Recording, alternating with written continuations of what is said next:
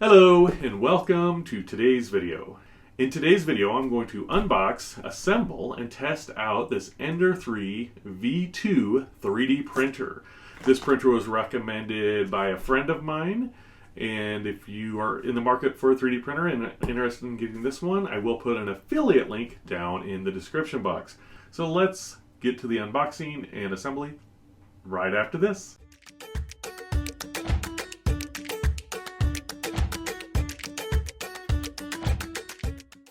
So I've got everything unpacked and set up on my art desk and realized this is kind of an overwhelming task, and I went with not filming the assembly, but I did want to cover a few things.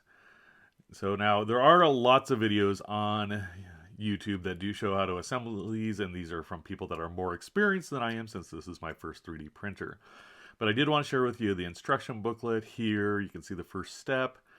Now I do have several steps put together, and then there are stuff like this: install pneumatic joint XE access kit to, and that was like beyond me. But even with not knowing that, I was able to figure it out. They do have troubleshooting in a couple different languages, so if you do have problems afterwards. But at this point, I've got it almost put together. Really happy with it. I don't really even know how long it took me to put it together. So now I've got it put together and I'm testing it out with some of the files that came with it. It came with two files. The first one is this little dog. So you can see him here. I don't know why they gave him such a big base, but it still worked for a test file. The second test file is this cat. So it's one of those, it's an oriental, like good luck cat or luck cat. I know it's got a different name, but that's what I know him as. So I'm printing him, and he's the one I'm going to go ahead and paint. And you can see there are some pieces in front of him of plastic. Those are supports, so anything that overhangs on a 3D print will need to be supported while it's printed and cooling. So you can see here kind of a upper angle. He's almost done. He is hollow in the middle, so it doesn't use it. It's not a solid piece of plastic, so it doesn't use a lot of the filament. Like this angle shows him getting built.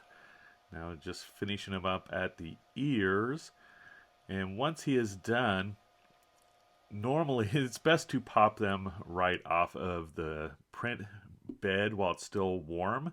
But I decided to wait and just let it sit because it was like done. And then I had a lot of trouble getting it off the print bed. So definitely, if you get a 3D printer and you print something, once it's done printing, take it off of the print bed. So here is the finished cat. I thought he's pretty cute. So I'm just going to do a little bit of cleanup before I paint him. He had some stuff on his ears, so I'm just going to use a little sanding tool to get that off of there. And then once I am done with that, I'm going to use my craft knife to trim off some little flecks of plastic that were hanging on him. Now I am purposefully doing the bare minimum to finish this guy up because I want to see how he looks if I don't spend hours and hours and hours on him.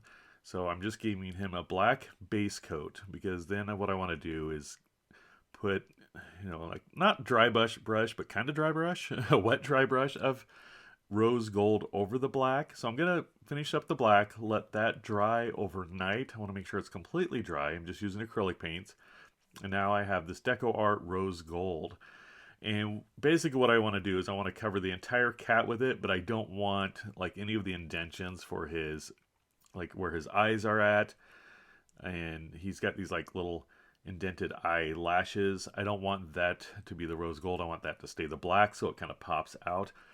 And then in the crevices, I still want to get the rose gold on there, but it's not going to be as thick as the rest of the exterior.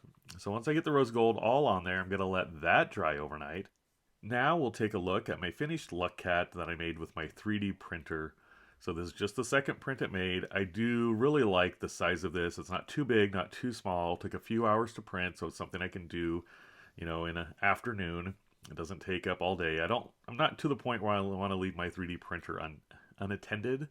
Now you can see here, you can see the build lines on it. They're pretty small, but they're still noticeable. And I actually kind of like that on this. And it reminds me of something that's made out of wood. Like it just kind of shows the material that was used to make the sculpt. So that being said, in my next video, I'm going to print another luck cat, but this time I'm going to sand him down, do a gloss coat over him, and see if I can give him a more finished look. So be sure to come back for that one. All right, well, thanks for watching, and remember, never stop creating. Bye. Wow, you stuck around to the end of the video? That is awesome. You must have really liked the video or you fell asleep. Either way, thanks. Well, since you made it this far, you might as well like, comment, and subscribe if you haven't already done so. I post new videos whenever I can get them done. Also, if you want to avoid life's responsibilities, be sure to watch one of my other videos. Bye!